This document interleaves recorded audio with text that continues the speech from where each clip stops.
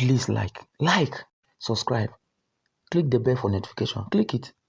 If a man will be used of God and remain relevant with God, one area of battle he must win is the area of purity. And people don't graduate from it. It is a kind of warfare called the battle of attrition. The way the devil fights it is not just to fall you, it's to weary you until you give up. Because it's not just about falling. You can fall and rise 7 times. So long as you still believe you can be pure, the devil knows he has not won the battle. So it's not that you fornicated or you didn't fornicate. The idea is actually not to fornicate. But most importantly is to come to the point where you tell yourself, I can live holy, I can live pure in a perverse generation. Because what the devil wants to achieve, and the reason why you fall every 3 months, is to get you to the point where you give up and say, Omo, this thing no dey possible. And then you even start suspecting that there is nobody who is truly pure, that everybody is just acting. The devil brings you to that defeatist mentality where you think and assume that it's impossible to live pure. And because of that, you now create a new doctrine. God accepts you as you are. God will accept you as you are, but God will not work with you as you are. You'll see new doctrines that righteousness is a nature, it's not an act. Because they have fought this battle, they feel is impossible. And so they weaponize it and makes it a doctrine. And that doctrine enslaves many. There are many churches today where immorality is normal. In fact, there is a system of managing it. If you come, you can point at many who are living in it. Pastor is managing it. In fact, there are many quarters today where cohabiting is natural. They feel it's a normal thing. It's a normal thing to just, a boy can just move into the house with a lady, or a lady move in with a boy, and they are living like husbands and wife, and it means nothing to them. It's normal. When you are going to minister, nobody is holy.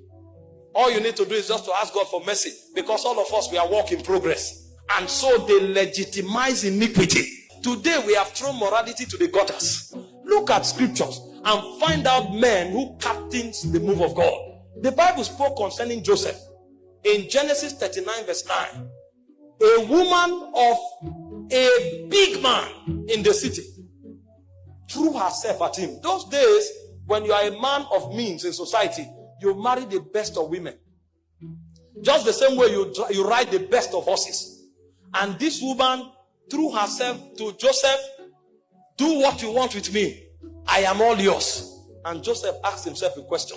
How can I do this evil and sin against God? How can I commit this kind of evil? Nobody was seeing, but he knew God was seeing. I can't do this. The woman threatened him. I will not do it. In our generation today, we'll be the one going to pray, Lord, this temptation in this house. Hey, help me, oh, help me. What kind of temptation is this? Temptate what? The things that should attract anger from our spirit is what we are calling temptation. How can a married woman be affectionate towards you because she's beautiful? In our generation, we call it a temptation. It triggered anger in the heart of Joseph. And Joseph said, I will never do it. When the woman eventually accused him, the guy went into prison for 14 years. And there was no record that Joseph regretted of walking in purity. It was never documented that Joseph was angry with God or Joseph regretted for what he did. And suddenly the Bible will say, until the time that his word came. It said the word of the Lord tried it. The move of God in Egypt that saved the whole world was powered by a young boy that understood the place of sexual purity. If Joseph had compromised with Potiphar's wife, probably he would have become the head of the houseboys. He would have been promoted and be given a citizenship right. He would have become a senior houseboy forever. And there wouldn't have been a move of God in Egypt. Many moves of God have been aborted because of 5 minutes of pleasure in immorality. You thought nobody saw you, but heaven was waiting on you. That time when you were battling whether to do it or not, the fate of God was resting on you. The fate of a generation was resting on you. Imagine what would have happened to the world. The whole world would have died of hunger, because that move of God was resting on one man. One man. There were not two. Only Joseph knew what to do. Only Joseph. So beyond having authority over senators, beyond having lordship over the house of Pharaoh, he was the lifeline of the move of God for that dispensation. If Moses had fornicated with Potiphar's wife, even his father would have died of hunger. The plan of God for a generation, except God intervened, the world would have been wiped off. People came from all over the world to look for food in Egypt. When Moses was battling to be sexually pure, that's what God was looking at. So heaven was praying for Joseph, because they knew if he fell, the world would have died. Men would have gone into hunger and the earth would have been wiped off. Do you know what is at stake? That 5 minutes that you compromised. Do you know what is at stake? Why do you think every demon will leave here to make sure you fornicate for just 5 minutes? Because they are seeing what you are not seeing. When Joseph was rejecting Potiphar's wife, the devil was seeing the savior of the world. But even Joseph did not see it. May God not disqualify you. Imagine if Joseph fornicated and God said, because you have done this, I will raise another deliverer. What would have been the value of Joseph's life? He would have been a slave forever. But when Joseph made that decision, he saved the world. Daniel chapter 1 verse 8, we saw another testimony of a man who carried the move of God in a corrupt nation like Babylon. They brought things that appetized. And the Bible said Daniel and his friends proposed in their hearts that they will not defile themselves with the portion of the king's meat, because these things are offered to idols. If it's what you need in order to grow fat, allow us to be lean. And by the grace of God, we will not grow lean, but we will not defile ourselves. God was looking at the faith of Israel. God was looking at the salvation of Israel from Babylon. It was never about food. This is the error of Adam.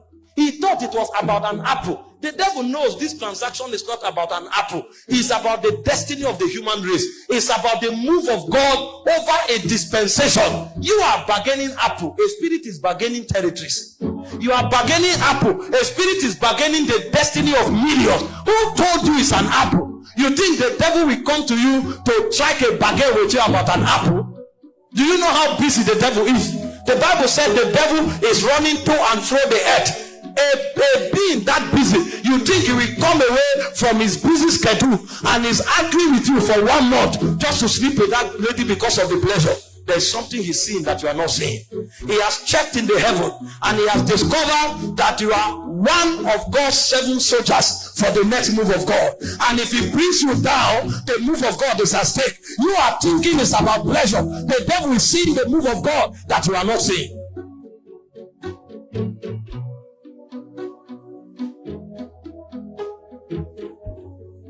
May God open our eyes to see what we represent in the move of God.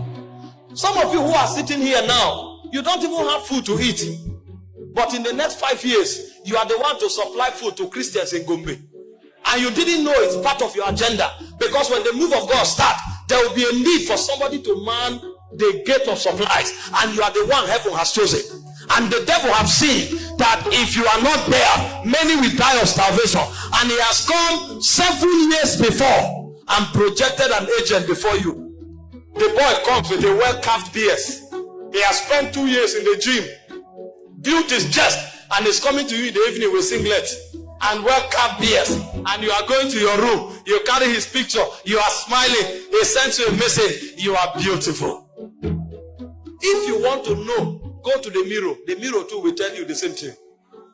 You look at one text message, you read it 20 times, you smile, you smile, you smile. You are bargaining something that is about to happen in 7 years. If you have understanding, you will delete that message, block that person's number, and invite him to church to meet your pastor.